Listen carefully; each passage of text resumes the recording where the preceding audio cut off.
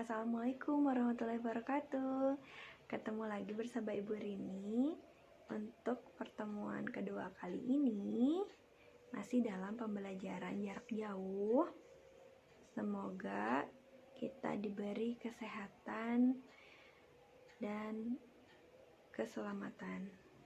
Ya, harus tetap semangat walaupun kita masih belum ketemu di sekolah. Masih jarak jauh ketemunya. Dan untuk memulai pembelajaran kali ini, jangan lupa kita berdoa dulu ya. Kita baca basmalah bersama-sama. Bismillahirrahmanirrahim. Semoga dimudahkan, dilancarkan. Amin. Bismillahirrahmanirrahim. Untuk pertemuan kedua, ya, bukan ke satu ya.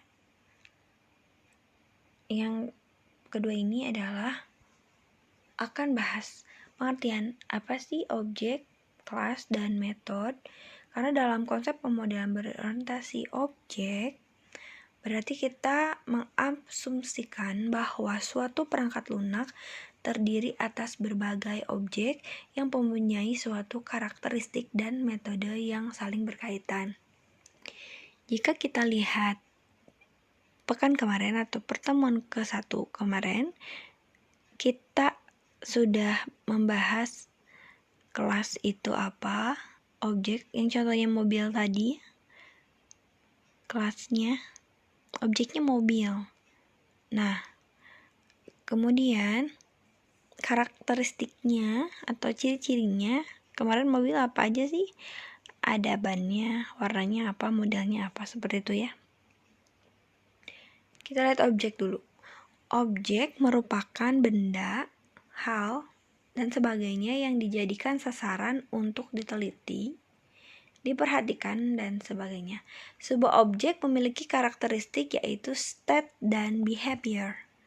State merupakan keadaan dari sebuah objek seperti mobil, memiliki warna yang tadi ya, model, tahun pembuatan, dan lainnya. Sedangkan behavior merupakan kelakuan atau tingkah laku objek. Jadi kalau mobil misalnya behaviornya dia bisa jalan, ya bisa maju, bisa mundur, seperti itu ya. Dengan demikian kita dapat memodelkan beberapa objek yang ada di kehidupan nyata sebagai objek dalam pembuatan suatu program. Selanjutnya ada kelas. Kelas merupakan suatu wadah untuk menampung penggambaran suatu objek dan hal yang dapat dilakukan oleh objek tersebut. Contoh nih, tadi kelasnya mobil. Mobil tuh banyak banget. Ya. Yang tadi terus buah-buahan, itu juga bisa disebut dengan kelas dan sebagainya. Kelas-kelas tersebut memiliki bentuk nyata dan mempunyai tingkah laku atau tadi metode. Kelas adalah kumpulan dari objek-objek dengan karakteristik yang sama.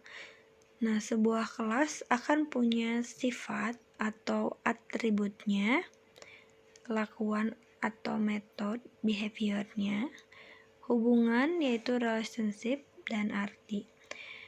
Secara teknik, kelas itu adalah sebuah struktur tertentu dalam pembuatan perangkat lunak, dan kelas merupakan bentuk struktur pada kode program yang menggunakan metodologi berorientasi objek.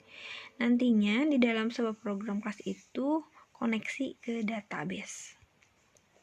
Metode ini merupakan suatu operasi berupa fungsi-fungsi yang dapat dilakukan oleh objek.